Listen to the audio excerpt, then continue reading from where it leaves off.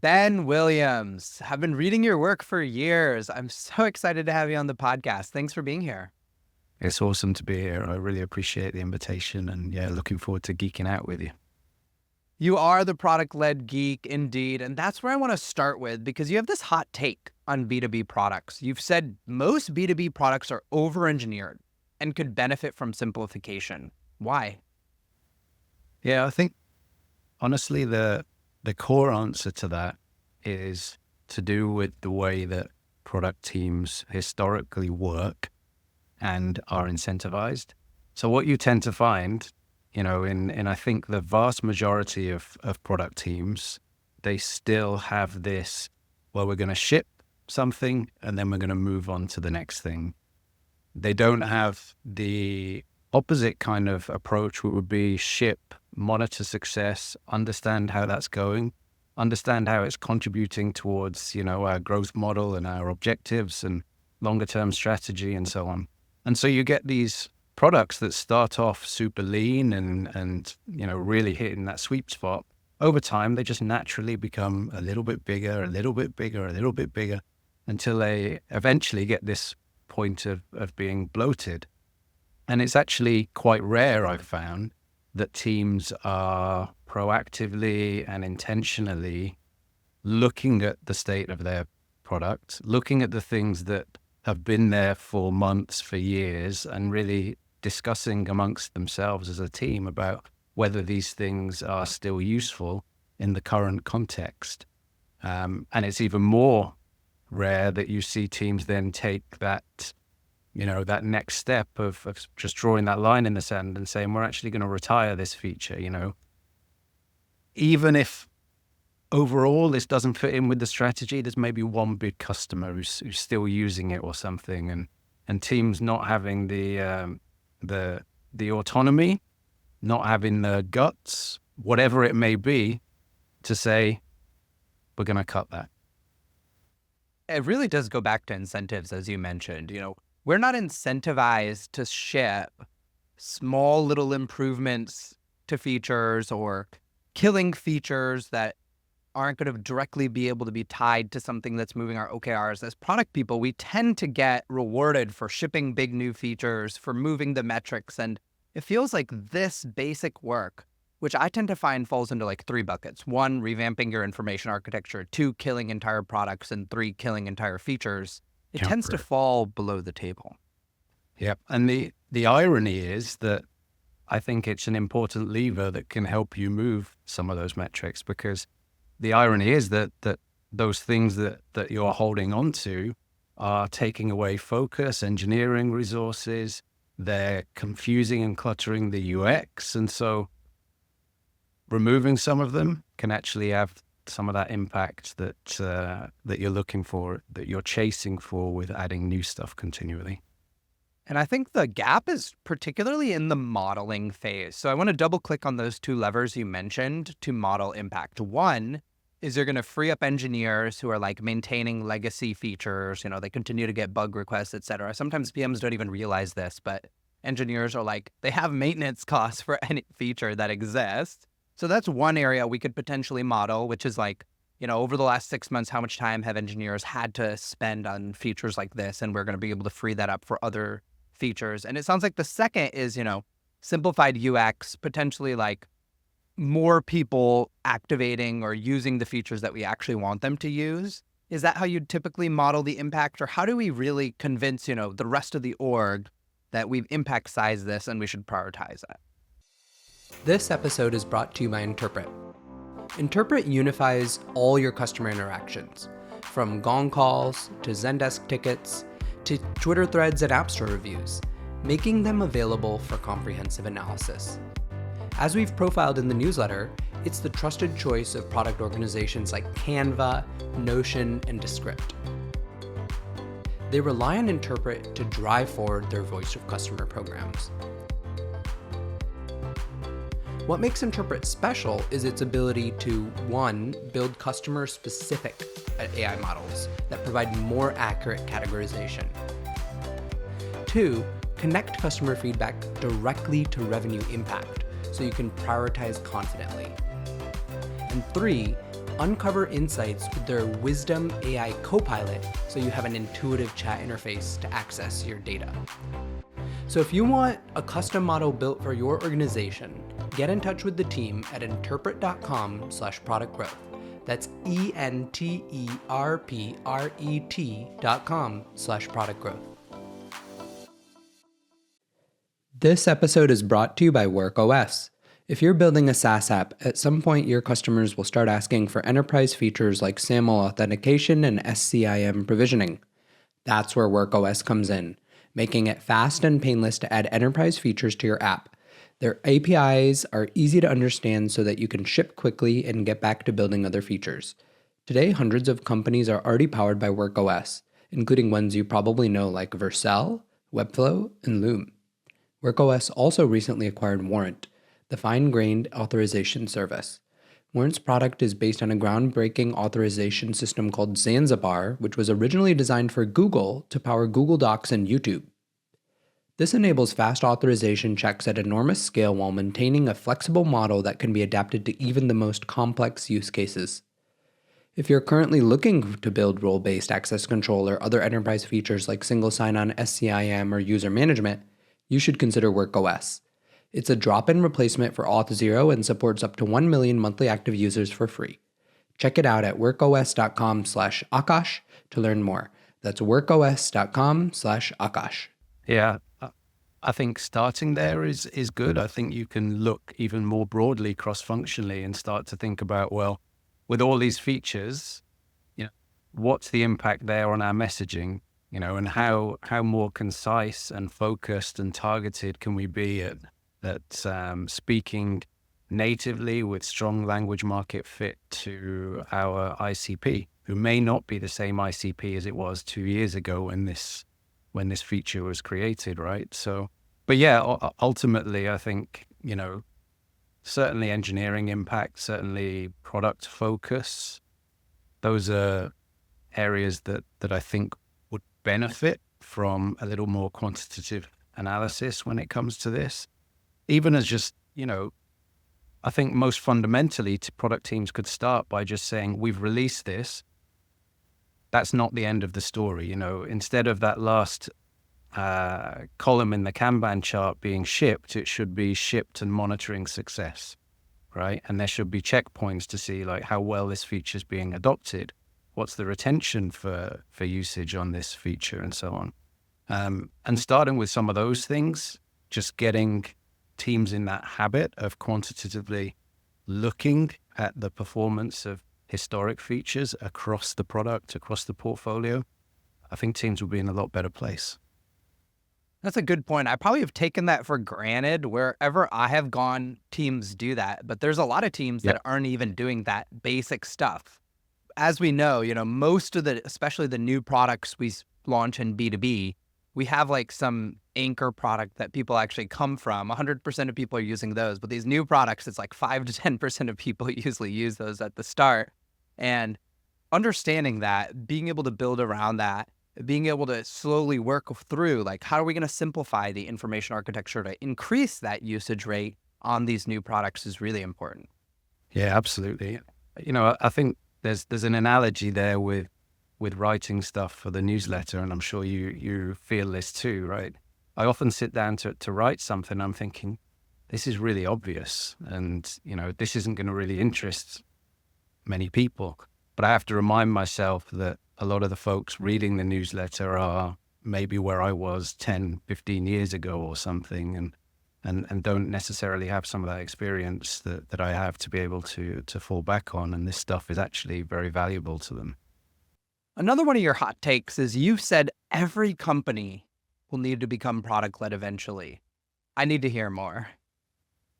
This is, I think, to unpack this, I think you first have to understand that being product-led isn't a binary thing. You're not either product-led or you're not product-led. There are actually different dimensions, different vectors in which you can implement product-led strategies and tactics into your business. So you could be product-led through the lens of acquisition, through the lens of retention, through the lens of monetization. When most people think about product-led growth, they're typically, in my experience, talking about product-led acquisition, how the product itself can bring you new customers, absent of a sales team. There's a lot of people who equate self-serve with product-led growth. That's a different topic. We can go into that if you like, but for now, yeah, just to answer your question, acquisition, retention, monetization. You may have heard Elena talk about those sort of things as well. I think that every single company will eventually need to become product-led through the lens of retention. And what I mean by that is that even if their front-end go-to-market motion, how they acquire customers, is entirely legacy, enterprise, sales-led, and their monetization motion is the same, the experience that they provide to their users must be product-led. They must be very user-centric. They must deliver an experience that is exceptionally elegant and makes users enjoy using that product and want to keep coming back to using that product. And the reason I think this is an inevitability is because if they don't, I think they will eventually be disintermediated. Because I think it's only a matter of time before new entrants in their market, regardless again of how they acquire customers, how they monetize them, bring the same approach, but with that product-led lens on retention, and users start to say, this is the preferred solution. And so you get into this situation where I think over time, you see very much fewer and fewer of these companies that UX is an afterthought to. There's some very notable big names out there. I won't mention them, but I think everyone can kind of appreciate some of those enterprise stalwarts. I think those things become a thing of the past as we go forward. Well, that's where I want to go, actually. Let's name some names, right? I think that classically, you would look at like some of our biggest SaaS companies out there, like a Salesforce, or many people don't know this, but like Adobe Analytics is like a multi-billion ARR product with not very good UX, or Workday on the HR and finance side. All three of these products are many billions of ARR with kind of terrible UX that you wouldn't think is product-led. The one exception is Salesforce has significantly improved their product-led UX over the last 2 to 3 years. But for the entire history of it growing up until, I think, like 20 billion ARR, it had horrific UX. So how do we kind of reconcile these two statements, like what we've seen work and what you're telling us here? I think what we saw work was because there were no alternatives. Those were the early entrants into the market. They established a foothold, a stranglehold almost, on their respective industries. NetSuite is another one, right? And honestly, there was very little alternative. But with the ease at which software is now created, and I think the increasing awareness that users are very important stakeholders in any buying process in enterprise software going forward, then this situation is bound to change. It does seem like there's this growing expectation of your enterprise user that their software is a delight to use. Not just that it completes their job to be done, but that if they're going to be logging into that software once a day, once a week, multiple times a day, that they actually enjoy using it. Yeah, I mean, think about it. These folks, they're just people, right? So outside of work, they're using all these apps in their personal life, on their phone and so on, that increasingly are offering incredible experiences. The expectation is bound to just shift into and bleed over into what they're doing at work. And more of the things that they use at work are featuring these experiences that are just significantly nicer, more pleasant to use, more lovable, whatever adjective you want to throw at it, less of a pain in the ass, let's say. And they're right to want to demand that the applications that they are forced to use in many cases, because some of these products are not kind of bottom-up adoption, they're things that need to be mandated and rolled out at a broad organizational level. But they're right to demand that, from a productivity perspective, these things are at a level that has a solid UX that makes it easy for them to get their work done in a reasonable time frame.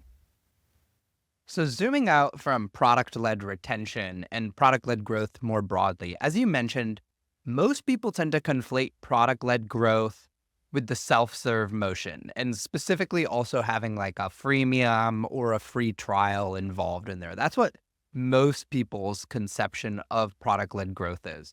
Can you decompose what product-led growth really should be understood as and Yeah, I why mean, it's not that? to me, most fundamentally, product-led growth is about building a product and distributing that product, a product that solves a meaningful problem.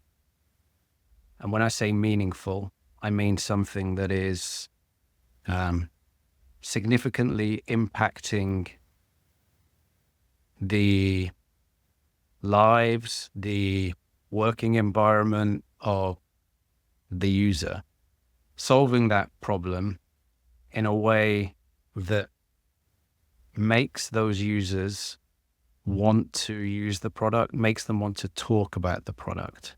It's about solving that problem in this elegant way that makes them want to talk about the product.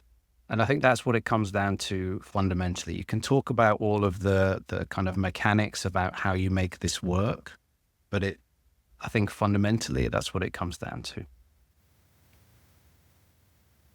So are you saying that you could have no self-serve motion, no freemium free trial, and still Yeah, I be think doing so. product-led Again, growth? it goes back to that exact same situation about retention, right? Are you going to be product led through the lens of retention? And if you take it that way, then absolutely you can start to look at the opportunities to monetize on the back of that. Of course, again, when people think about product led sales, the immediate thing they think about is some kind of free trial, some kind of freemium, and harvesting those new users, those trial users, those free users to generate new customers. There's a huge part of product led sales that is looking at the existing customer base, looking at their patterns of usage, looking at expansion opportunities and monetizing there. There's zero on the front end, but that's still product-led sales.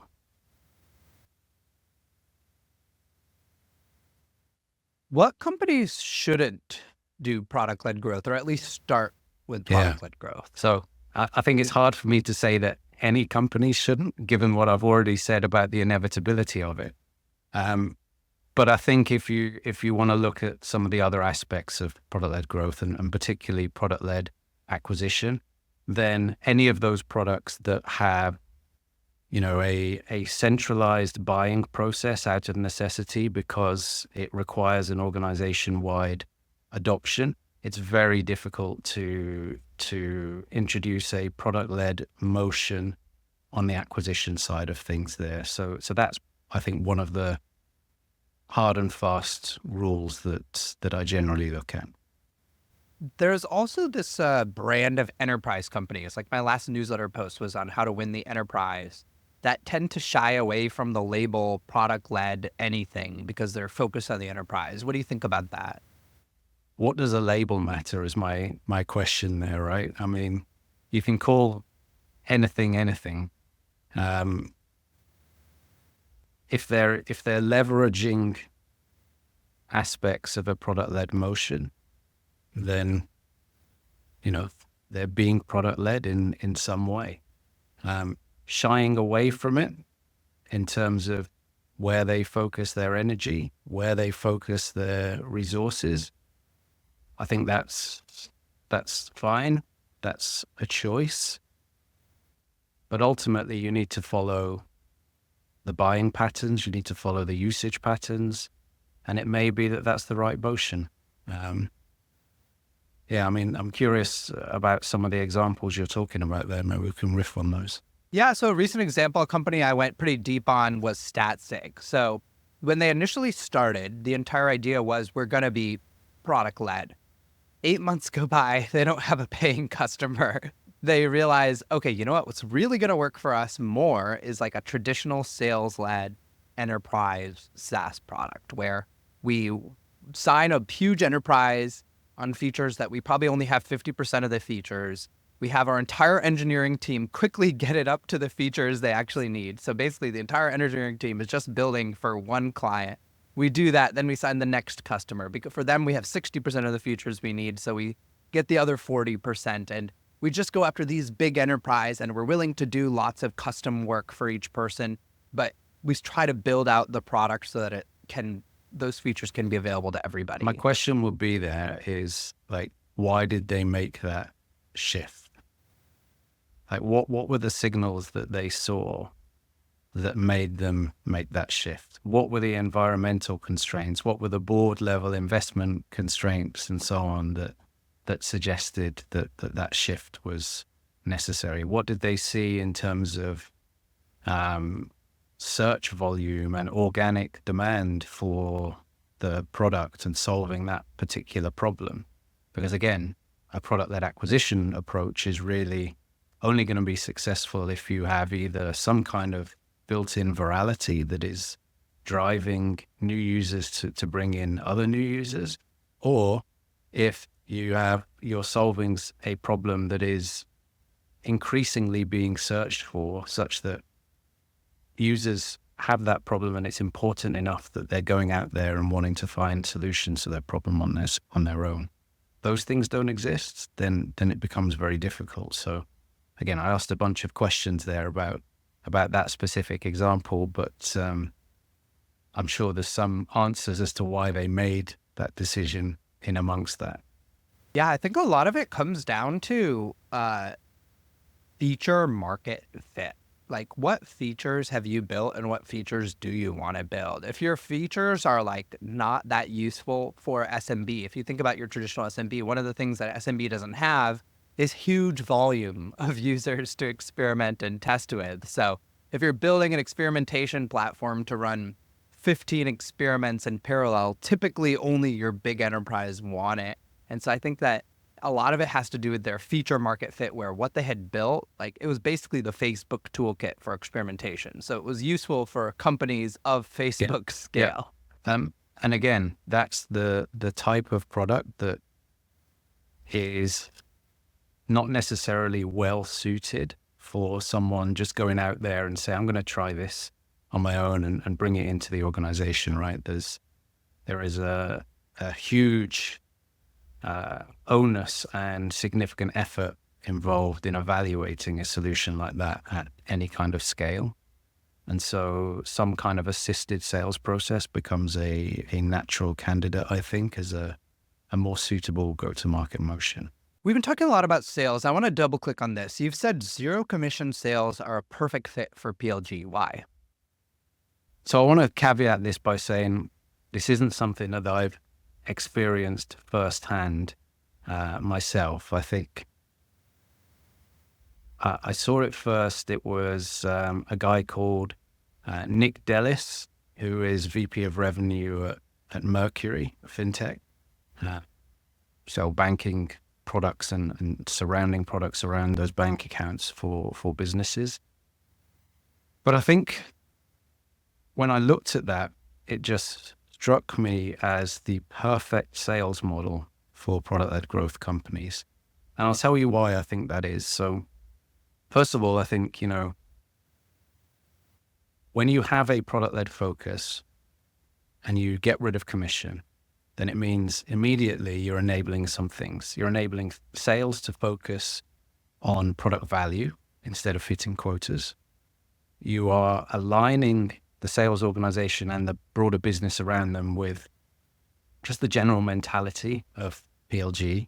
And you're enabling these genuine kind of product-driven conversation. It's removing the pressure for quick closes, for trying to get the biggest deal sizes. It's really changing the focus from a land to a focus on customer success.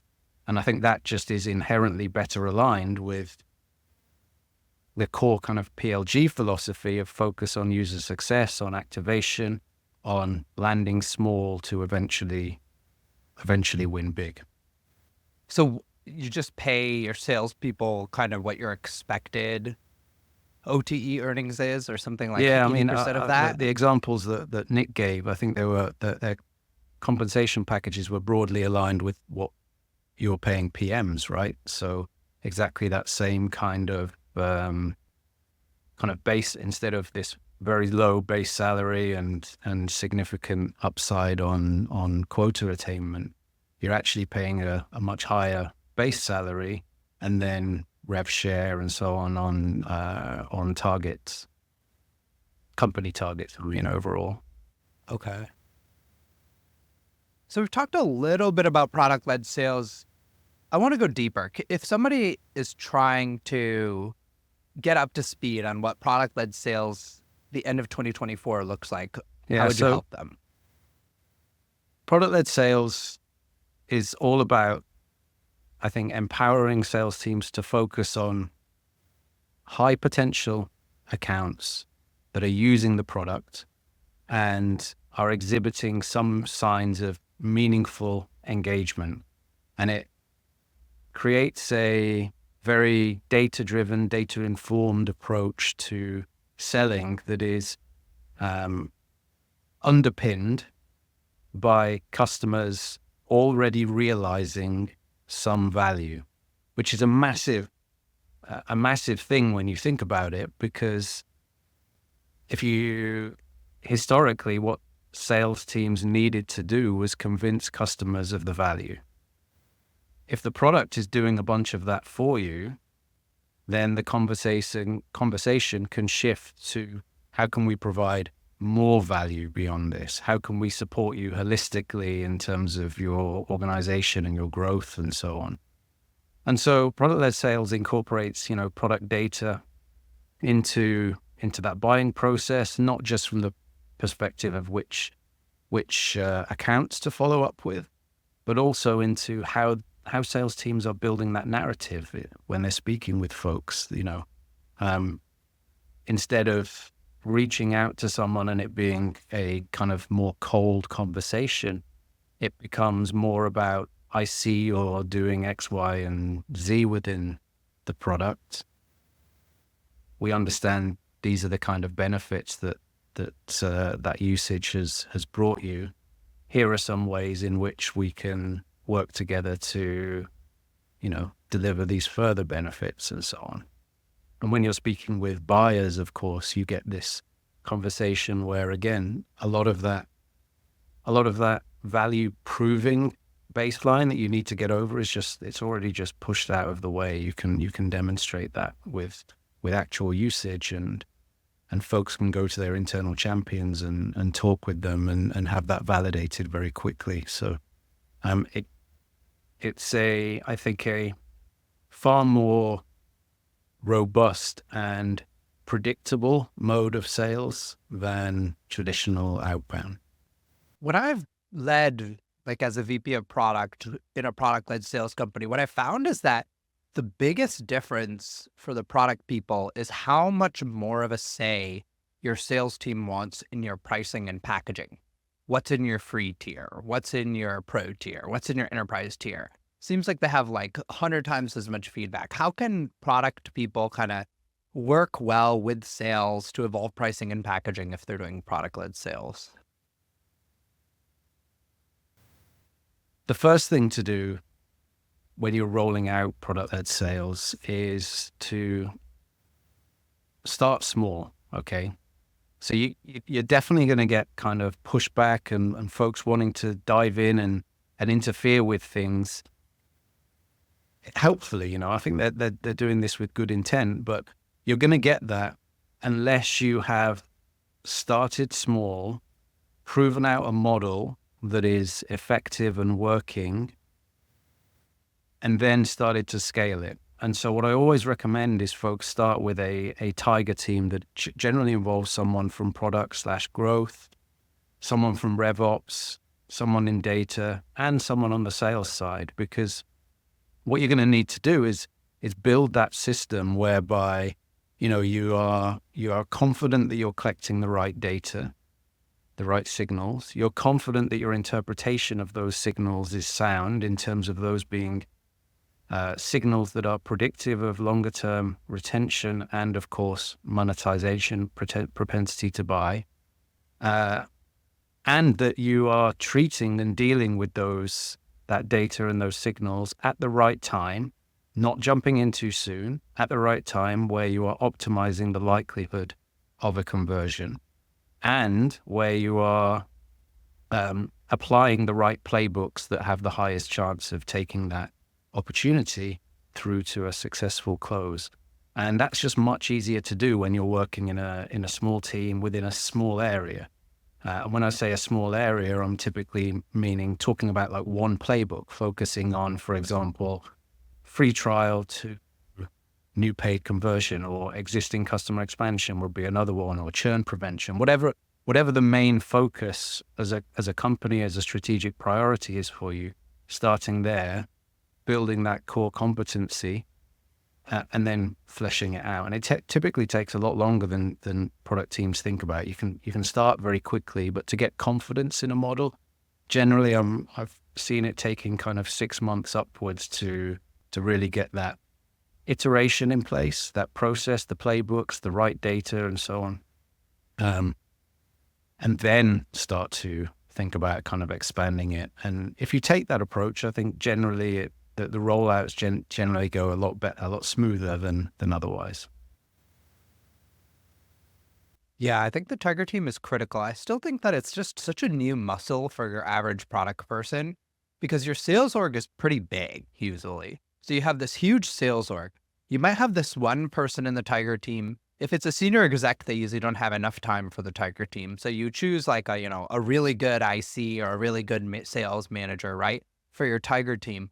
The problem is that your larger sales team, let's say 60 people, they're not all going to have the same opinion. They're going to have, 10 different opinions on something. You might align with, okay, we're launching this brand new feature. We're going to put, let's say we're launching a Calendly competitor. This happened to me at Apollo. We'll put like everything in the free plan. The person on your Tiger team, they're okay with it. And then sales goes out and they start looking at it and they're like, no, this is not good. We need to put a limit on this. As we're selling it, we need to put less in the free plan, more in the pro plan, more in the enterprise plan. We need a router. We need this. So basically what I found in my experience with this is like the amount of effort that a PM who's handling pricing and packaging needs to put in to align sales in a product-led sales motion is like 10x. And it's like, you need to actually have somebody there who's basically working with sales enablement and RevOps day in, day out, not just their design and engineering counterparts to drive I think that alignment. That's generally true. But again, there are ways in which you can isolate what you're doing such that it has very little impact and effect on that broader sales team, right?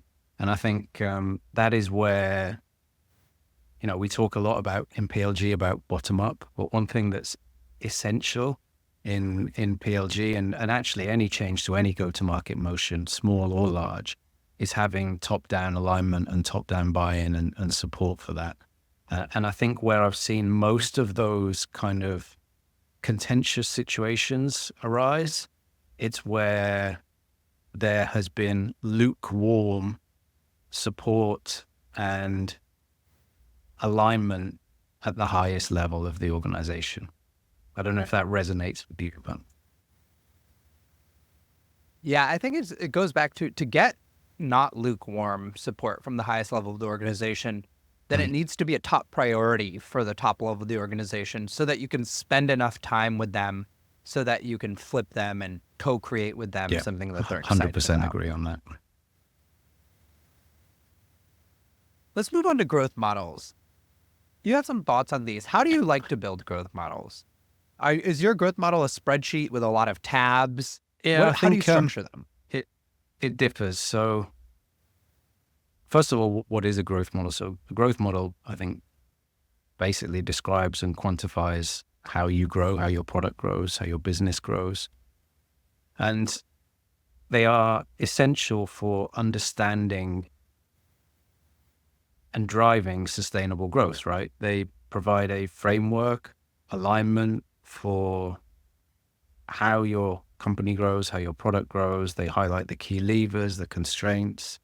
And in my experience, if you don't have one of these things, then what happens is that your growth becomes very haphazard. It becomes at risk of being very inefficient. And, you might think of it like a map, right? And you wouldn't set off on a cross-country road trip without a map, right? Or these days your sat nav, right? And that's effectively what a growth model is. It's your sat nav for growth.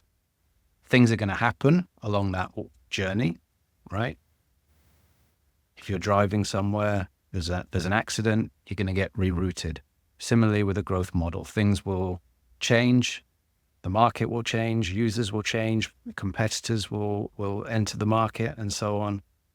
Particular loops in your model will perform less or better than you expected, and so you're constantly evolving these models. But they, at their core, they just describe and document how you grow, and you use them in ways that allow you to focus on high leverage things within your business.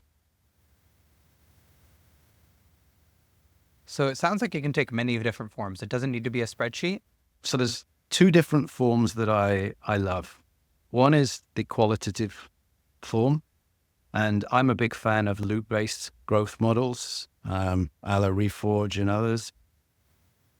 Qualitative growth model really just describes, and I think most effectively does so visually, the different connections in a loop-based model to say that, do more of this and it increases this, do more of this and it increases this. And you can start to connect these micro loops within your growth model into a larger growth model that describes your entire business.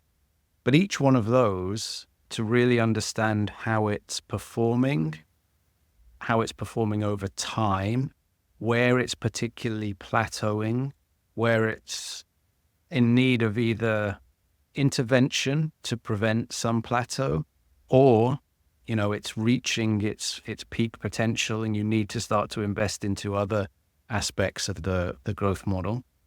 That's where the quantitative side of things comes in. And that's where, a spreadsheet articulates that sort of stuff really well. Now, that being said, I've described a fairly advanced depiction of these growth models that is not typical in many of the companies that I talk with. And that's a kind of a journey to get to that.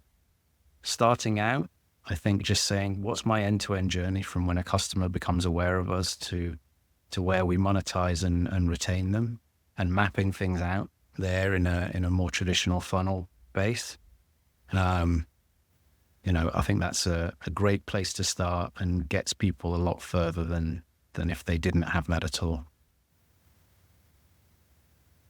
I think a lot of people get confused because if they took the advanced growth series at Reforge or something, they just keep hearing like loops, not funnels, loops, not funnels. But when they go to build the spreadsheet, it ends up looking like a funnel. How do we kind of reconcile that? I mean, spreadsheets themselves are not well suited to visualizing that kind of loop-based model.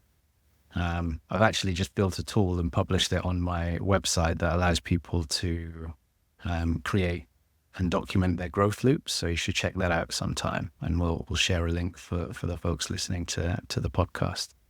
But yeah, the reality is that spreadsheets are not well suited in terms of that loop-based structure. But of course, the output of that last step necessarily feeds back into the input of the next step, and you get creative with those spreadsheets, and you can get it to quantitatively model those loops.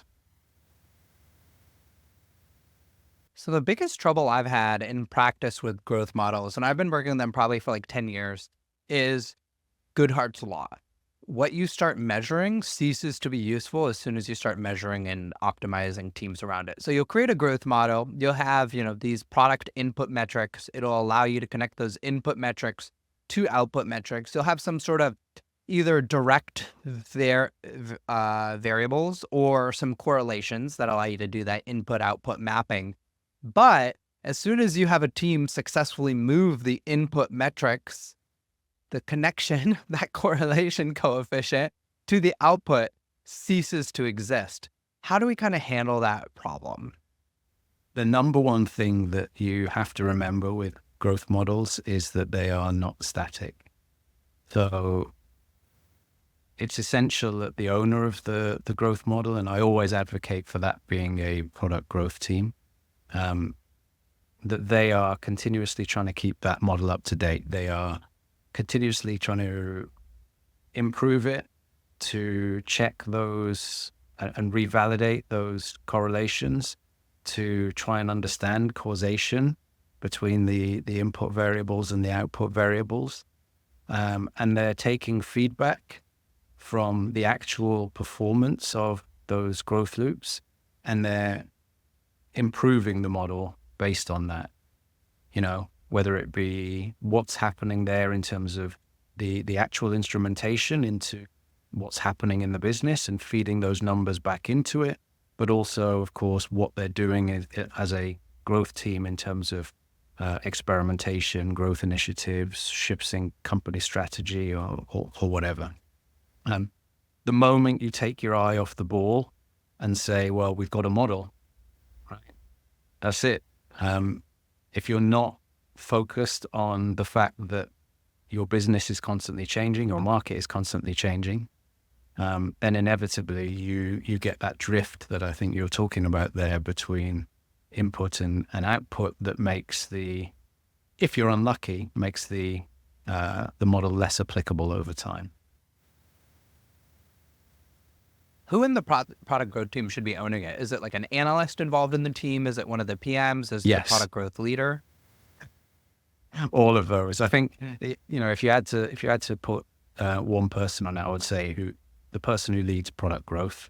But I expect that everyone in those roles, from data to PM in growth, should have strong knowledge and contribute to that.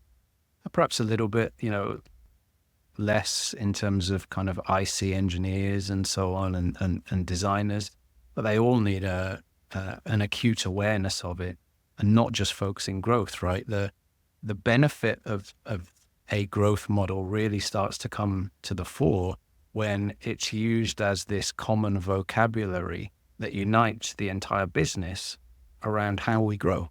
And I think that becomes a really powerful concept that starts to facilitate shared work and, planning cycles and all that stuff, getting people on the same page about why we're doing something and the potential amplified effect of what we're doing with what another team is doing and so on. Without that shared language, without that shared vocabulary, people are just kind of working in these silos with their own goals, and you don't get that benefit. Is there an example at Snick or CloudBees where having the growth model helped remove kind of the silos that people were working in? So let's think back to at Snick. So focusing first on just on the growth team planning.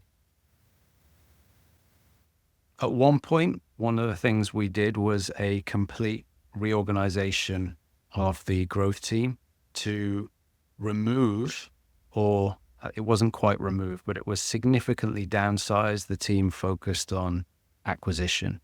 And that was, and reallocate resources to focus more on activation, engagement, and monetization. And that was a shift that was directly made in response to what we were observing within the growth model and the numbers that were supporting that growth model around acquisition not being the biggest constraint anymore in the growth model and actually being in other parts. Another example would be how folks in marketing actually shifted their focus on how we were acquiring users and the channels that we were using to acquire new users based on the growth model and based on exactly what we were seeing in the growth model in terms of downstream impact on retention and monetization that was based on cohorted analysis of those different acquisition sources. And that goes, I think, to the importance of, if you have a growth team, being super tightly coupled with marketing. Yeah, absolutely. And I'm actually in favor of that coupling being native. And what I mean by that is that, in my experience, you are up against it from the start. And I was in this situation when I joined Sneak, where you are facing more friction than is ideal. You are facing organizational constraints if you are separating marketing and growth. And what I mean by that is that there are a lot of benefits to having growth marketers embedded natively as part of growth teams, product growth teams. How you do that, is going to be dependent on your focus. At Sneak, we had teams that were working on acquisition, on activation, on engagement, on monetization, and we had different growth marketers involved in those teams. So we had a lifecycle marketer in the activation team who was, just amazing when it came to kind of supporting the end-to-end journey with nurture mails and things like that. We had an acquisition-focused marketer who was working on different things, but particularly a huge lever for us in the end became influencer marketing and so on. And they were working, even though they reported into marketing, just like the product folks reported into the larger product org, they were working day to day in the sprint cycles that the product growth teams were working on. And that level of joined upness was just incredibly harmonious, and just, I think, straight away just cut a lot of those organizational and incentive type barriers that you would get if you didn't do that. And I just want to push a little more on that, because I've also seen the flip side of this collaboration. The two main downsides I've seen, the first is that marketing starts to expect that they can influence kind of what engineers are building. And so they start to create like a set of roadmap items like, hey, I want to implement segment, so you guys need to go implement segment for me. Or I want to go implement customer IO, so you need to go do that. And then the second is that product people, they start to lose their focus, where they're spending time with their growth pod, they're spending time with their design and engineering people, and they just start to get pulled in too many directions. How do you kind of minimize the negative potential impacts in those two areas? The first one, I think the core thing is that you are building things as a team. And for this to work effectively, you can't just drop someone from marketing into a growth team and say, here, just go. You've got to have support at every level of the organization. So as a product growth leader at Sneak, I had a marketing counterpart who was equally invested in the growth team's success. And we worked very closely together, just like I had an engineering counterpart. And, we would culturally create the environment that made it most likely for the teams to succeed, and set the appropriate expectations such that, everyone in each one of those teams was waking up thinking about the problems of that team and how to solve the problems of that team. They weren't in the back of their mind thinking, oh, I've got these other marketing things that I need to do, and how can I get this product growth team to kind of do some of these things? That wasn't their focus. Their focus from an incentive perspective, from an organization perspective, from a cultural perspective, was how are we going to maximize the likelihood of this growth team meeting its objectives? And what are the creative ways we can do that? And, when you have that diversity in ideas from these different roles with different backgrounds, and you have the diversity and ability to execute with these different skills that you've got in the team, it makes it much easier to get to those goals. And what was the second point? Sorry. Is basically PMs having too many stakeholders. We have this big problem broadly in the field of product management where we have piled too much on the PM's shoulders, in my personal opinion. And adding on marketing just felt like another thing that my PMs had to handle. Yeah, Stressing honestly, I've them not out. really seen that too much. I didn't feel that it was a significant factor that was affecting the teams that I've worked in, or some of the companies I've advised around this same structure. I think one of the things that I definitely encountered was, particularly in a technical product like Sneak, we might have some folks who would come in from marketing and were all of a sudden kind of into this product life cycle and the way product teams work, and felt, I think, a little bit at first under qualified from a technical knowledge perspective to be able to contribute effectively. But again, that's where, that the nature of these teams and the culture that you put in place is geared up to try and solve those things and help that person feel more valued, and that their perspective is equally as important. It's just different. And you find ways to make those things work. But yeah, I didn't really feel that situation where product folks were feeling necessarily kind of responsible for these additional needs, because it felt like one joined up team. And I think that's what you've got to strive for. If you see things contrary to that, then I think you need to tackle those things. Yeah.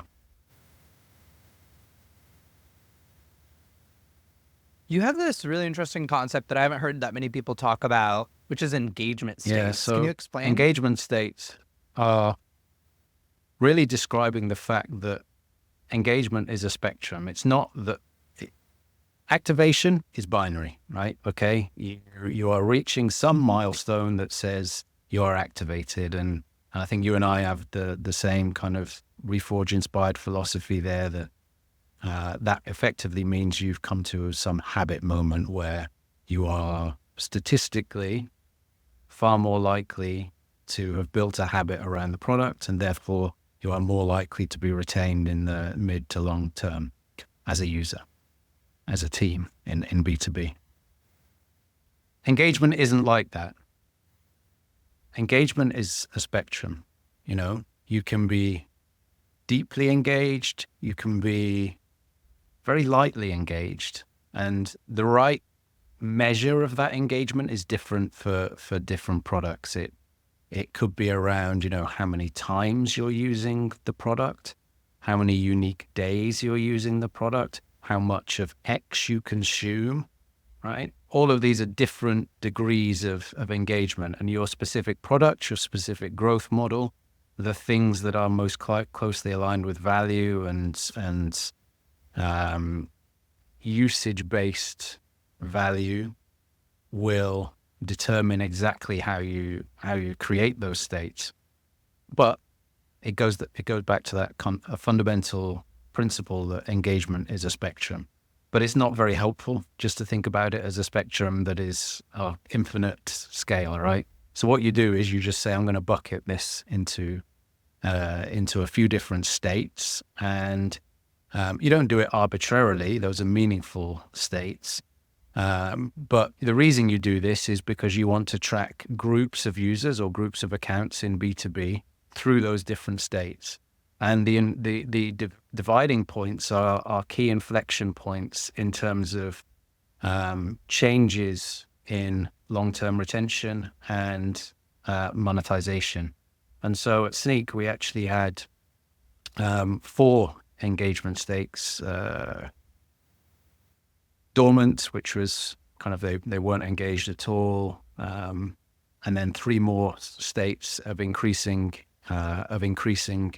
levels of engagement. And what we found was that, just moving someone from the lower engagement state, if they were in the lowest engagement state, there was something like 5-7%, can't remember the specific details now, likelihood of them being retained in 12 months time from now. If you move them into the upper engagement state, that account, there was like an 80% chance of them still being engaged and retained in 12 months time from now. And so you break that down then and you say, well, what are the characteristics that define what are these people doing and what are these accounts doing in each of these states? What are the levers we have? What are the actions that we get them to take during their onboarding process, during their day-to-day usage post-onboarding, that are more likely to shift them from state to state? Likewise, you can look at it the other way around. What are the early signals that we're seeing that signifies someone is moving from this higher state into this lower state and therefore presenting a churn risk? So again, by modeling those things out, you get really powerful action plans and early warning signals that can help you make significant impacts into overall retention and ultimately bottom line as well. And the reason activation states of setup, AHA, and habit are so powerful is because you can goal your product growth teams and your core product teams who are owning those specific features on steps within the activation funnel. So is it the same idea with engagement states that you kind of use those as the basis of goals for teams?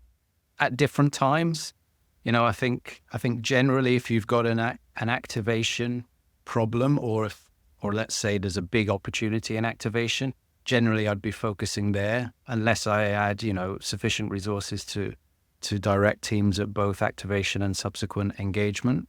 But generally activation would be a higher priority as something that's earlier in the overall journey and funnel. But one of the great things about engagement states is that engagement is around active engaged usage. And it's not just on the product team to drive that, right?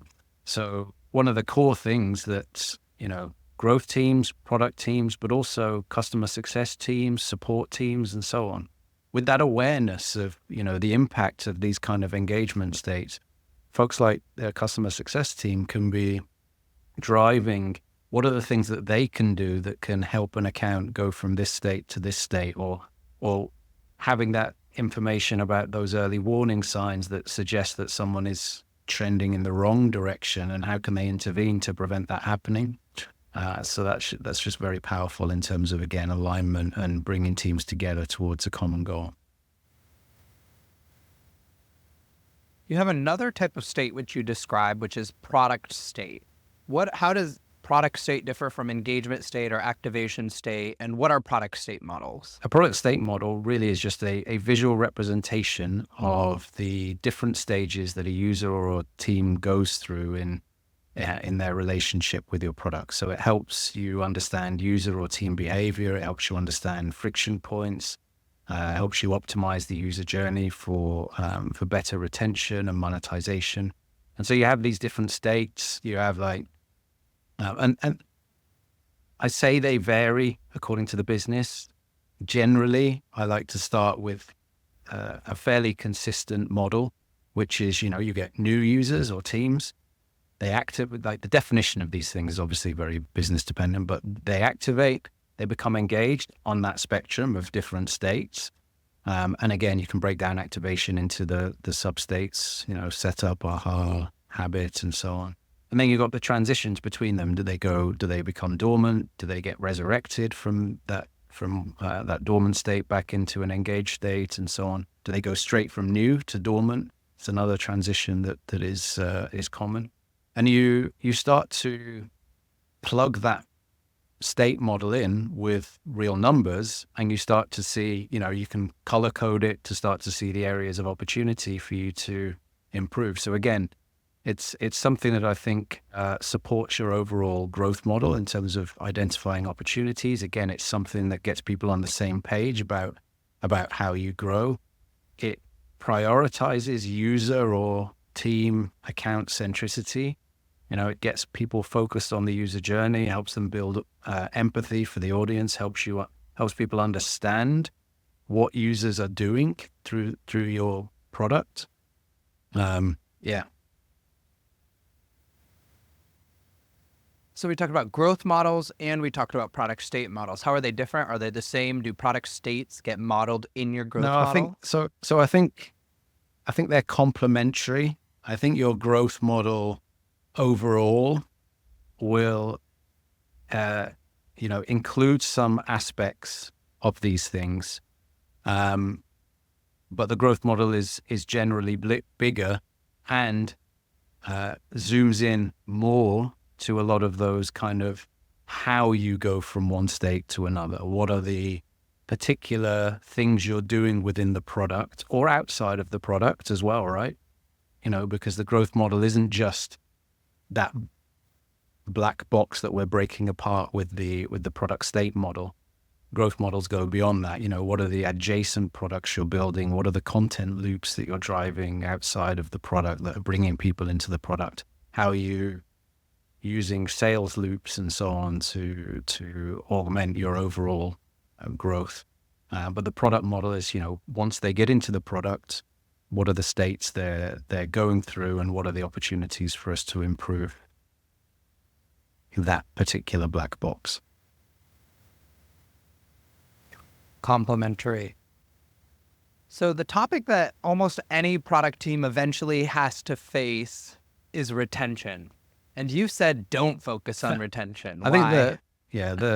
the reason I say don't focus on retention is because ultimately retention is a function of activation, engagement, and resurrection. So resurrection, typically, it's very rare that I would say to a team, you need to be working on resurrection. It's typically far more difficult to move with any meaningful kind of impact. Unless you've really exhausted other avenues of improving activation and engagement, which, I can't genuinely remember a case where I've found that to be true. So, bang for buck, investing into activation and engagement are always going to return higher than focusing on resurrection. So that's why I say don't focus on retention, because ultimately it's a lagging indicator. So revenue retention is the furthest lagging indicator. Usage retention is a strong leading indicator of revenue retention, particularly in a product-led company. But of course, there are leading indicators to usage retention as well, which are primarily activation, engagement, and resurrection. So there's a lot of CPOs and VPs of product out there who retention is the main metric that they're measured on. When their CEO ultimately is deciding, am I going to keep this CPO for another 2 to 3 years? They're looking at that retention and they're saying, were you able to move retention?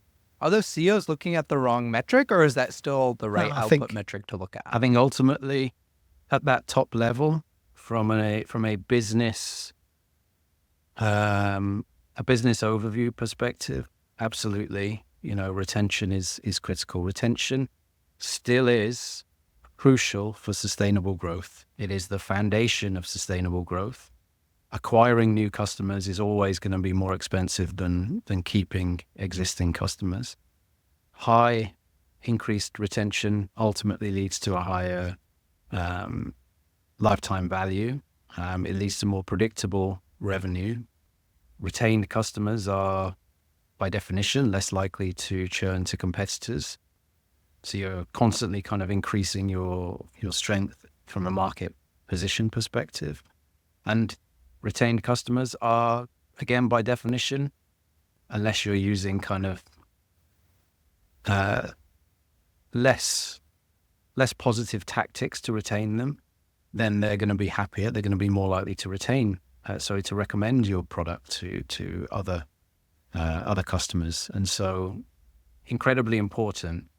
But there's a very big difference between what you report at the top level in a business and what you're doing on the ground in the teams to influence those top level metrics. And that's where, again, I think you need to make that separation and say, well, what are the biggest levers we have at our disposal to create impact on retention here? And that's where, as a product growth leader, engagement and activation are, I think, the two biggest.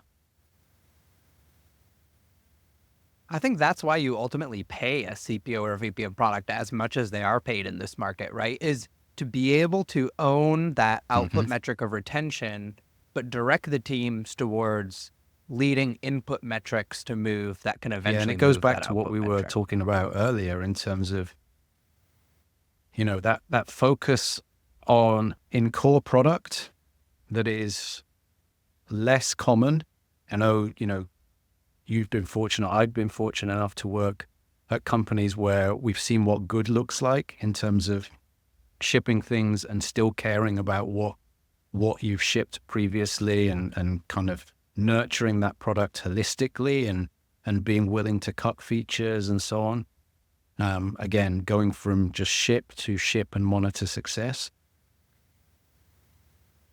As a CPO, leading both core product teams, leading growth teams, maybe your growth team is more focused on the activation aspects of things. Maybe your core team is focused on really engagement.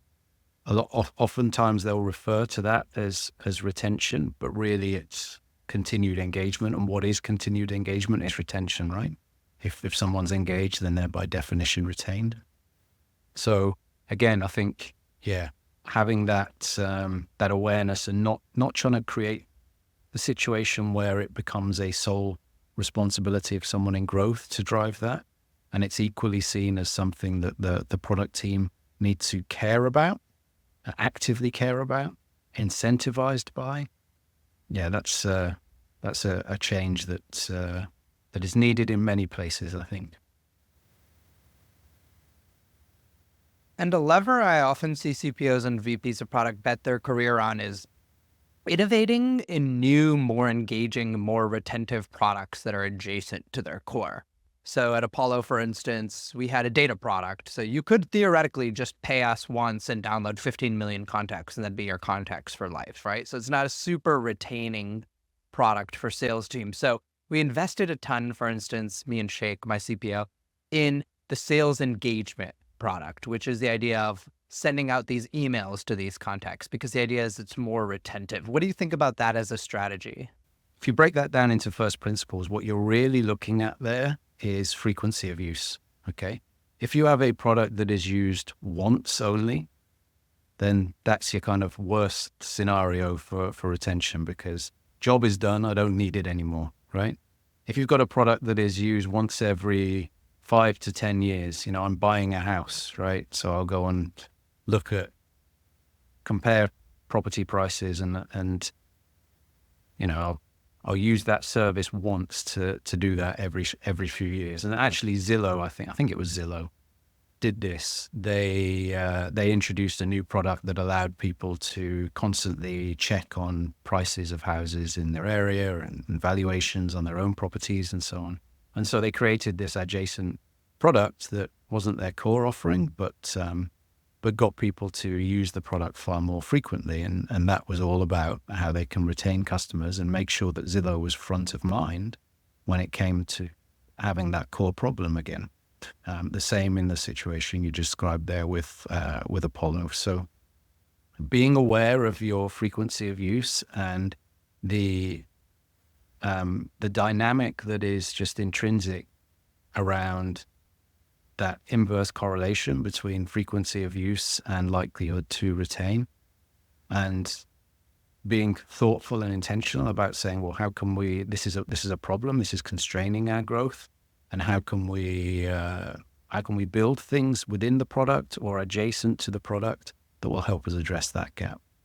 And I think that same principle can be used, not just for retention, but also for acquisition as well, right? So one of Sneak's most powerful growth loops relied on a daily use case, and it was something we built outside of the product, which was developers searching for packages they wanted to use in their products, and that was just such a common occurrence, multiple times daily in some cases, that satisfying that need ended up bringing 1 million developers to Sneak every single month, and crazy. That's insane. That's awesome. Can you talk a little bit about how you guys discovered that idea, decided to invest in it, and build out that acquisition motion? So this was a product called Sneak Advisor, and it originated in the DevRel team. And so I actually don't know the very first inception about why it was created. But what we did know is that what we were looking for was a very common problem in the market that would bring the exact right type of users to the Sneak property, some of which we could then convince to signing up to creating a Sneak account and leveraging the product, and some of those would of course monetize in due course. And so this is a highly SEO optimized, programmatic, company generated, company distributed content loop. And what you get with this is effectively developers are out there searching for these packages every single day to say, I'm building XYZ, I need something to do this. They'd hit Google, they'd find some details about those packages. What we did was started with creating these really information-rich pages about common packages that contained really useful information that would help a developer in that use case that they had. So that use case was, again, determining if I should use this package in my app. And so we'd include stuff like, how many people were contributing to the open source repository, how actively maintained it was. We'd scan the package with Sneak to say, this is how secure it is. Does it have any high severity vulnerabilities and the likes? How popular is the package? Give all this information, present it in a really nice format, and people were just loving this. And so then it was decided we'd scale that. And so instead of those pages being manually created, an app was built outside of the core Sneak app that would index core popular package managers, hundreds of thousands of packages in these package managers, programmatically generate these pages, huge long tail of packages, which was actually where a huge amount of the search volume came from. And again, 1 million resulted in 1 million visitors to the website. Now, only a fairly small proportion of those would convert into being new Sneak users, but significant enough that it made a huge impact on the business. I think most PLG companies do figure out some sort of acquisition loop like this. At Apollo, it was directory pages. So if I searched Ben Williams' email, Apollo ranks first right now, or Ben Williams' phone number. So similar idea. And for people who, by the way, are thrown off by the word packages, developers, software engineers, they're always importing packages, which are like open source code bases. And Sneak in particular is all about security. So it can uniquely scan those packages to tell you the security risk. So it's like a really unique set of info that Sneak can provide about these packages. So I think that's where 1 + 1 equals 3 in that example. That's a really good point, because one of the common mistakes I see when people are building those kind of sidecar products is the gap between the value you deliver in the core product and between the reason you've got people to visit this adjacent sidecar product is too big. So you've promised this one thing over here, but in your core product, you just don't have that bridge.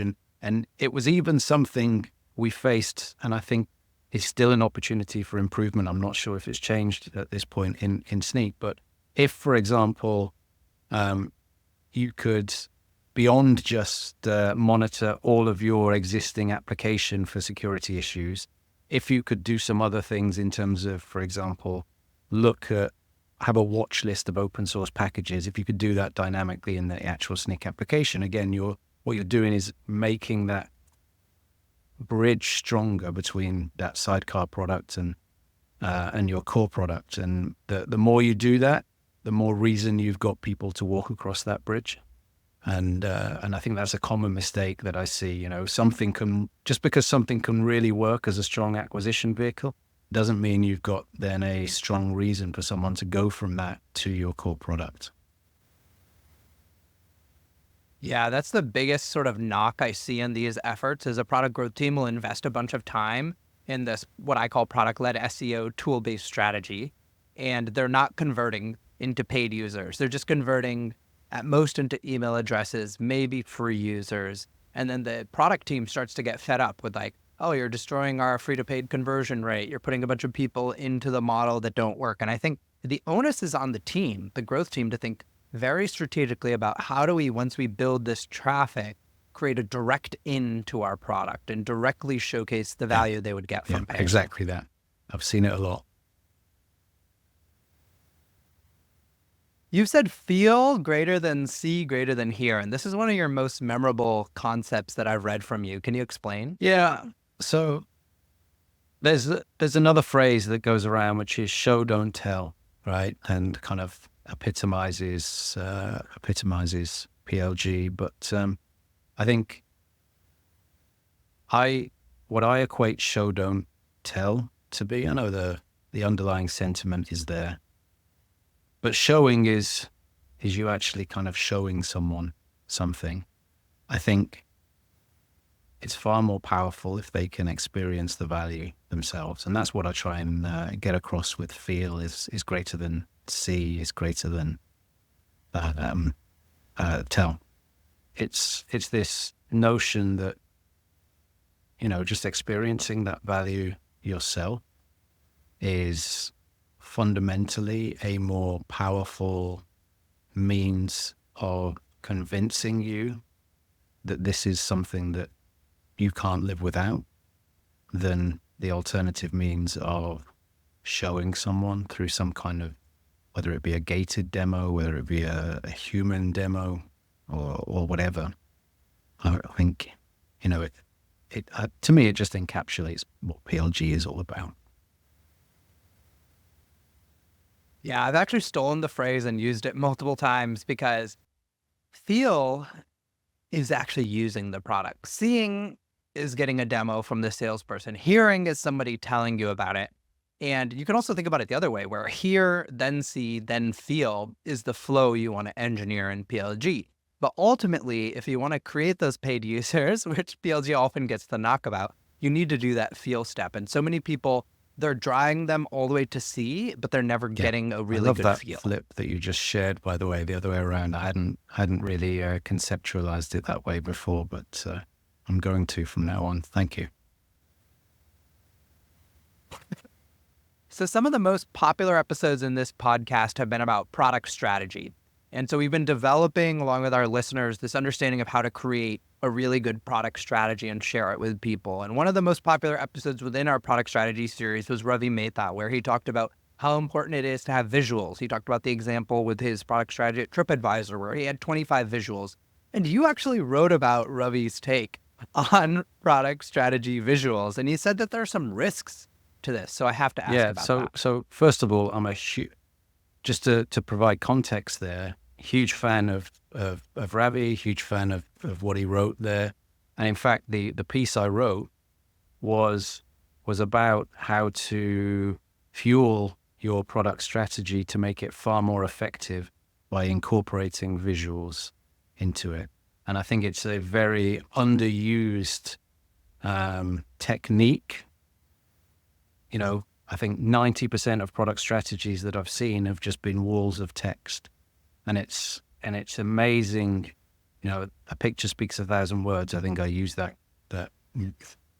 cliched quote in the in the post, but it's very true, right? If you can create this vision for where you want people to go in terms of your overall product vision, mission, strategy, then you are far more viscerally communicating that destination than you are with pieces of text. And texts can, be interpreted and will be interpreted in many different ways. Visuals, I think, are a little bit more concrete. But this is the risk that I talked about. Without the right qualification, without the right cultural expectation setting, you will find that people can be too transfixed on those visuals. And even in the face of compelling evidence, can be too stuck to marching in the direction of those visuals. And therefore, you miss opportunities. You head in the wrong direction. And I think that's probably the biggest risk that I've seen in terms of utilizing visuals in product strategy. But it is something that can be, overcome. Again, set the right expectations, lead by example, show people that these things are throwaway. Don't use high fidelity stuff. I think high fidelity has a place, but not in this point. Wireframes, flows, what's the experience, what's the feel that a user should have going through the product. Use those in vision and strategy for sure. Yeah, a lot of PMs listening may not have worked in gaming, but I think gaming is like way ahead on this particular point within product. What do all gaming companies always start with? They start with like an awesome trailer for the game. And it's so powerful in aligning all the different developers, designers, marketers who are about to spend 4 to 5 years developing this game if they have a North Star to point to. But as he said, the risk is, and I think this comes back to safety, what we were talking about at the very beginning of the conversation, which is like incentives for PMs drive how products are built. It's safer if your CEO and VP of product got up at all hands and showed a feature to build that feature. It's less safe to go, oh, I did customer discovery and I learned you thought the feature would look like this, but it should look like that. How can ICPMs who are worried about this properly communicate the learnings that they're having in order to change what was in that demo? Yeah, I think those questions should be helpful. If the product leader is worth their salt, then the questions they ask there, both in terms of the content of those questions and the way that they deliver them, should meaningfully provide an opportunity for reflection about what the product team have done to date, and hopefully will uncover things that hadn't been considered. And again, in a healthy product environment, that happens in such a way that those things can then be very quickly incorporated into action without blame. Where it starts to become problematic is in the environments where your connective tissue between different teams and between different levels of folks in the organization is weaker, and things are seen as surprises and counter to the plan and so on, and those things are seen as a bad thing rather than an opportunity for learning. So I think that's the core thing. It's whether these things are treated as opportunities for learning or not.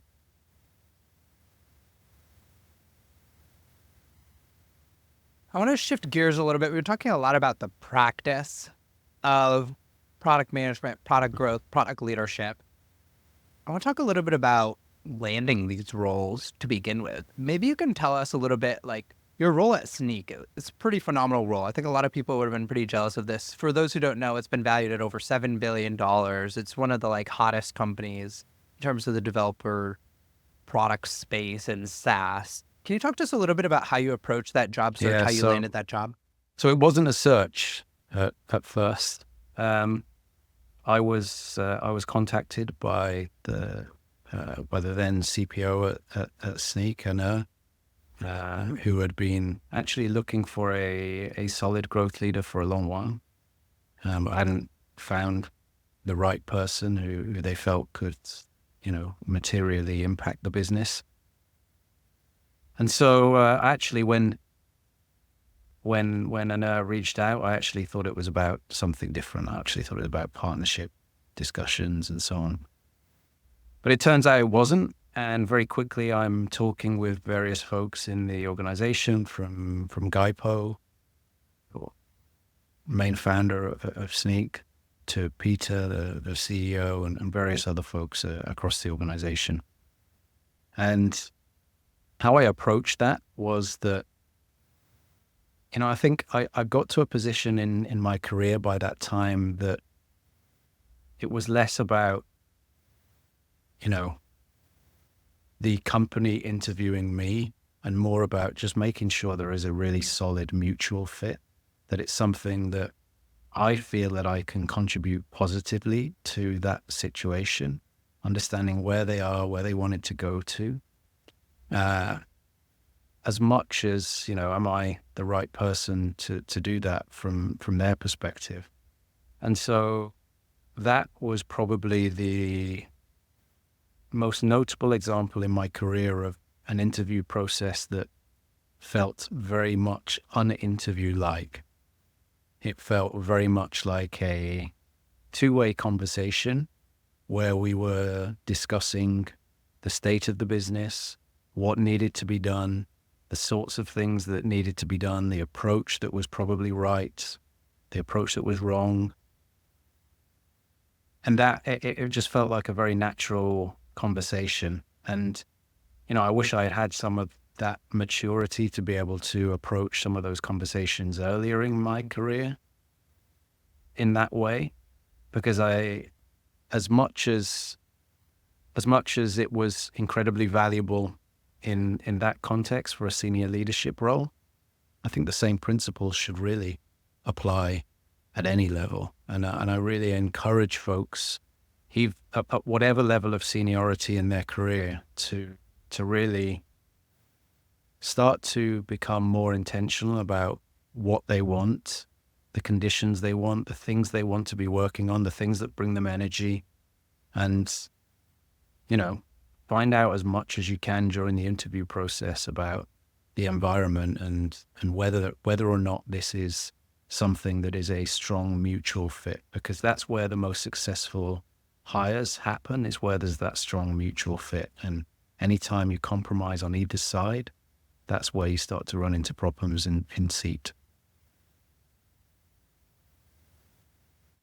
That's a really interesting mindset shift for your average job seeker, which is they're just trying their best to land the offer. I just want that offer. It feels like, anything after the offer almost doesn't matter. And so they're so focused on selling themselves that they don't act picky, act choosy, act like they've seen things. But it turns out like high value execs, they have a point of view on where they want to go next. High value ICPMs do too. They have a sense of what would cause them not to succeed. And it turns out, especially when you're talking to founders and things like that, if you're asking those really good questions, that's almost a better display of your value than the answer to the questions you were asked.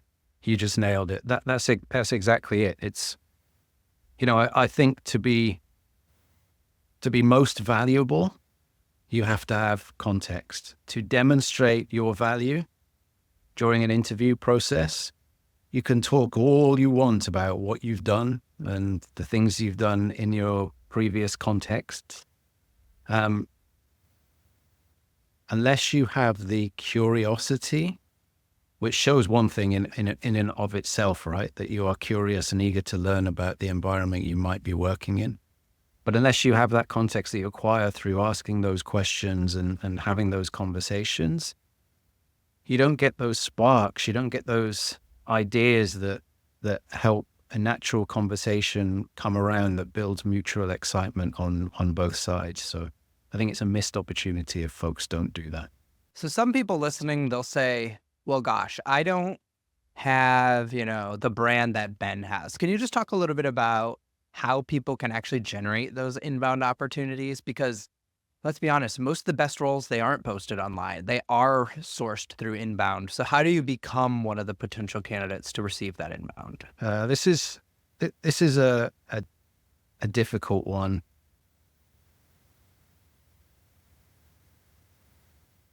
As much as I'm a PLG aficionado, I think there's a place actually for outbound here, right? So I think, if you are someone who is looking for a role, again, it goes back to that fundamental of understanding and trying to get an appreciation for what it is you want to do. Make a list of the places you'd love to work at, the people you'd love to work with. Reach out and try and have some conversations with those people. If there's a product leader you particularly admire, reach out to them and just explain your situation. Maybe it might lead to something in terms of an opportunity. Even if it doesn't lead to an opportunity, it means you've expanded your network. It means you have started to learn more from that particular product leader. And you do this a few times, and I think, you start to have a much better idea in your own mind about what you had previously set as these are the places I want to work at. And you have this reality check and you're refining that. And you get to a point where you can say, look, I feel a little bit more confident in this process now. I can apply to some more roles, or I can actually do something perhaps a little bit more left field than just saying, this is a company I want to work at. I'm going to go there and do something by analyzing some of their onboarding flow or something, highlight opportunities, share that with them.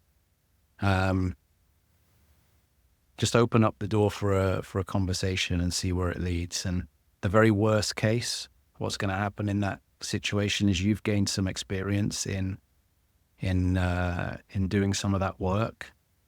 And, you've had some interesting conversations. And the best time to search for a job is when you already have a job.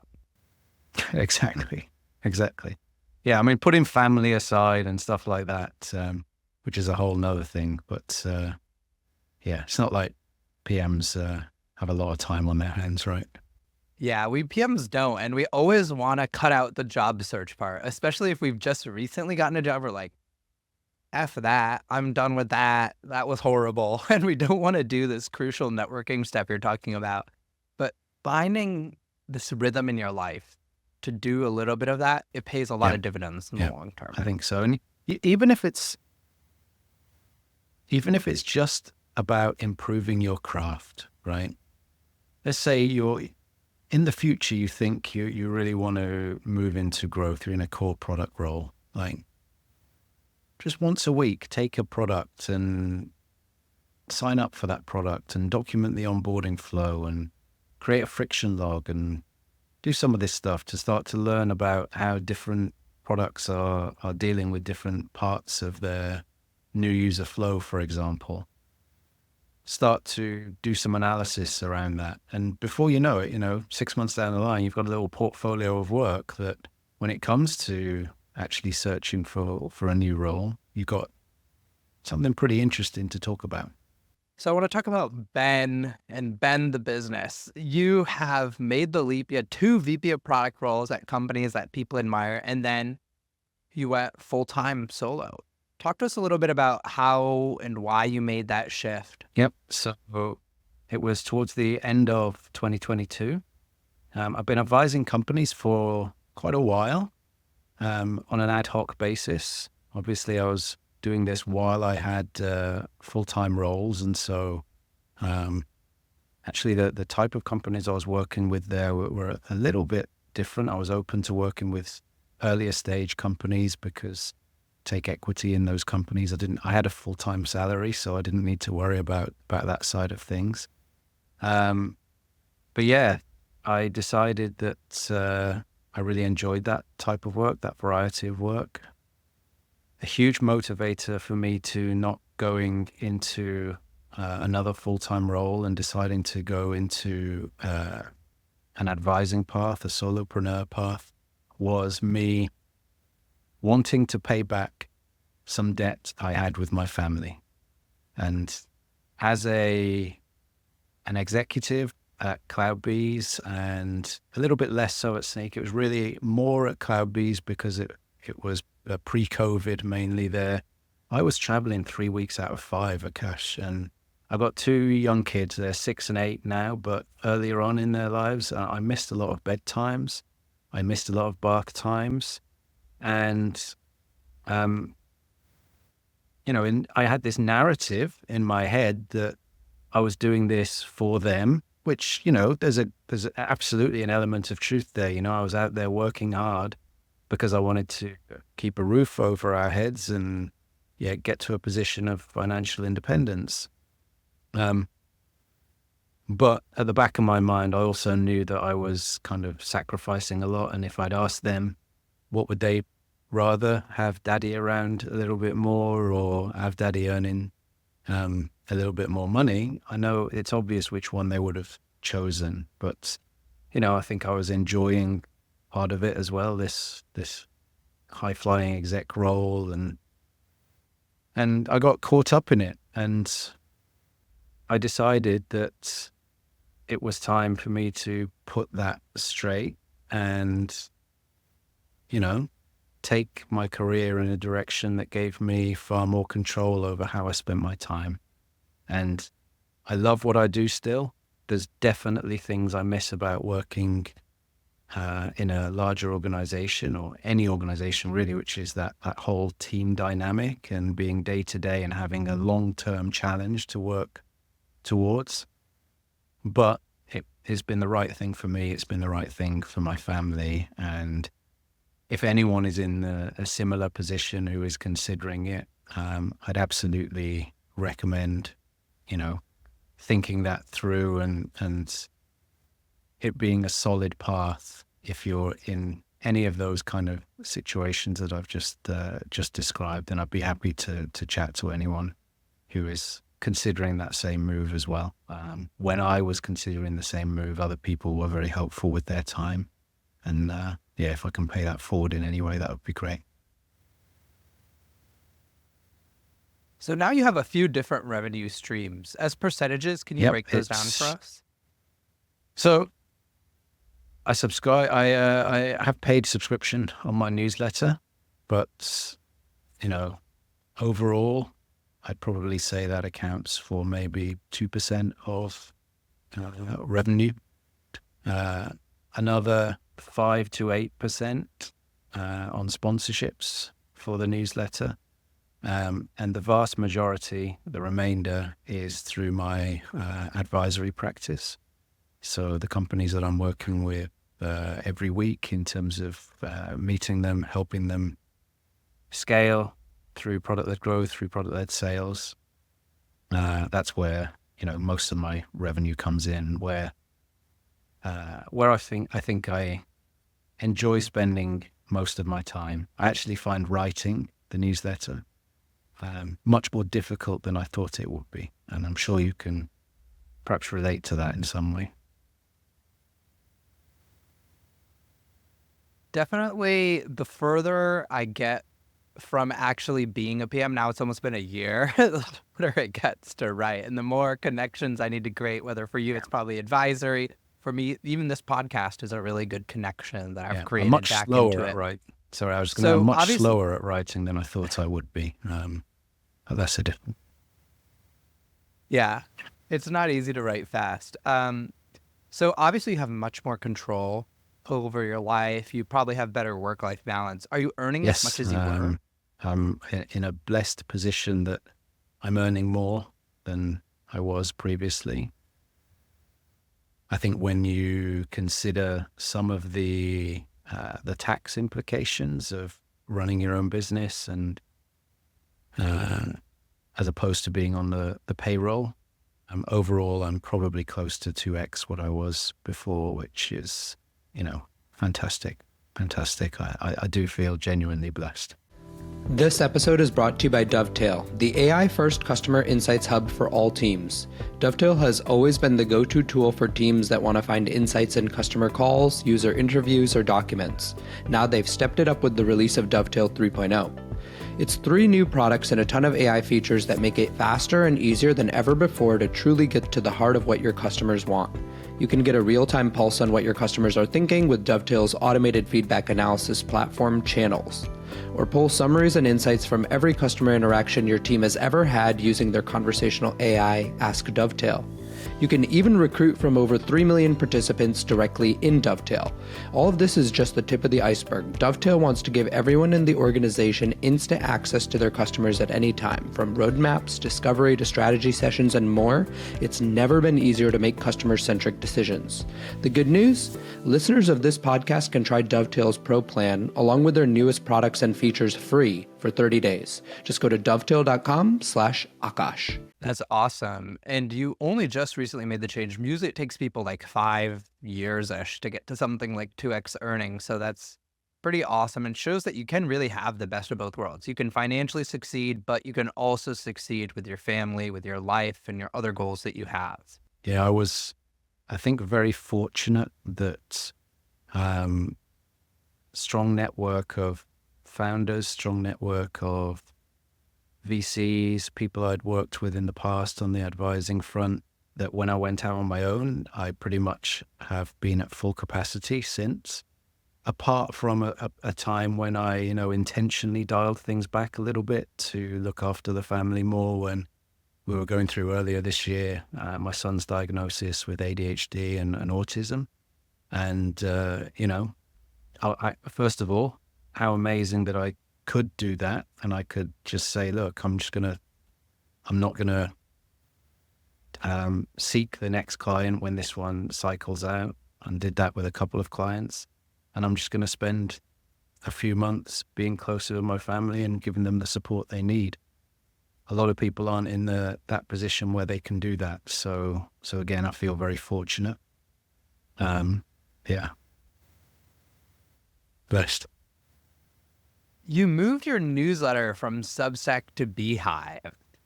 Why and how is the shift Really been? interesting question. So, first of all, got a lot of time for Substack. I think it's a remarkable product. It's clearly reaching into many areas beyond just core newsletter, which areas that I don't necessarily have as much of an interest in is one thing. But foundationally, Substack has something incredible going for it, which is its recommendations engine. And for folks who don't know, I'm sure pretty much everyone here understands or has subscribed to at least one Substack newsletter. And when you do, you're offered to the opportunity to subscribe to several others. And that's Substack's recommendations network at play. And the thing is with Substack's recommendations network is it's auto opt-in. So I'll subscribe to the product growth newsletter and I'll be presented with 10 or so other newsletters, all of them automatically ticked. And if I don't want to be subscribed to them, I have to uncheck them. What I found was that I was getting a large volume of new users through this Substack recommendations engine who basically were just opted in because of me being another one of those ticks in the boxes. And they didn't really have high intent to read my newsletter. And so when I run the numbers, even though I was growing very quickly, and when I say very quickly, I mean, it's relative, right? I only had around 11,000 subscribers at the time. It was around April this year. But I was growing around 1,000 subscribers a month, which I thought was great. But when I looked at that, 30% of new subscribers in the last 90 days hadn't opened a single one of my emails, right? And so I was like, well, this can't really be good for my deliverability, for my spam ratings, just for the fact that I want my newsletter to be in the hands of people who are opening it and finding value from it, right? And so that was a warning sign to me. And I started to look at kind of other solutions that gave me better analytics, that gave me more control over who I was sending to, that gave me more control over the recommendation side of things, that gave me more control over the look and feel of the newsletter. And that's where Beehive came in. And I made the migration to Beehive. The folks over there were super helpful in terms of supporting that migration. Got everything over. And now, my open rates now are 60% on average, whereas before on Substack, on average, they were 42%. So a huge difference there. Even had one newsletter recently reached 72% open rate, which was like just mind blown for me. But yeah, couldn't be happier. But again, downsides, definitely slower top line growth. So overall, growing slower, but I feel good about having a stronger set of engaged readers. A lot of analogies for what we were talking about earlier with product-led SEO and acquisition and these lower quality users. So applying kind of those same things you learned throughout your career to your newsletter business. Exactly that. Yeah. I mean, that's the funny thing, right? As well. I mean, you can apply these things in different contexts. That I think, growth itself is so universally applicable. It's quite funny, right? Learning as a foundation for impact, informing decisions with data, user centricity. When I say user, your personal context is your relationship with your wife, with your family, and so on. Being collaborative, cross-functional teams, experimentation and iteration. They're just I find them so universally applicable. It becomes very useful to know these things. So one of the most important things for people like us is our content diet, what we're actually consuming. Who are your big influences these days? Who are you listening to, reading to stay up to date? So I'm going to perhaps go against the grain here and say that with the exception of a very small handful of newsletters and podcasts, I've just cut them off.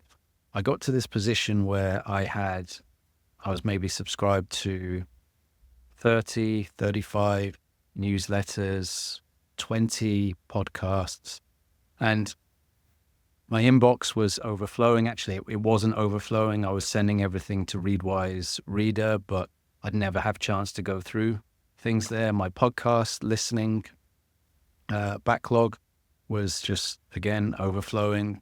Barely got time to look at things there. And so I just declared bankruptcy. One of the things that I'm really interested in doing is using my knowledge in a more generative way to nurture my own ideas more productively and, have content organically come out of those ideas and that note-making process as opposed to note-taking process. For me to be writing down my own ideas about sparks that I've heard here or there. And so I'm really focused on actually a much smaller set of kind of inputs and investing more time into me just thinking about things more and generating more unique ideas. So yeah, I hope that isn't dodging the question too much, but I think it's a really important and significant shift for me. Well, everyone wants to know who those few are who still you're subscribed to. Lenny, yourself, Kyle, Elena, those are the few newsletters that I'm reading regularly. Well, I better start writing better newsletters if I want to stay in your circle of subscriptions. Amazing. I have learned so much. Thank you so much for being here. If people want to learn more, where can they find you online and how can they help you? Yep, absolutely. So my core website is plgeek.com. You can find out all about me, my background, how to work with me. You can find a bunch of growth tools that I'm starting to flesh out there. Growth loop visualizer. Soon I'll have a 30, 60, 90-day plan generator based on something that was very popular in a LinkedIn post I did around the 30, 60, 90-day plan I put together before I joined at Sneak. So that library will continue to grow. So that's the one side of things. On the other side, if you go to plg.news, that's my newsletter, the Product-Led Geek.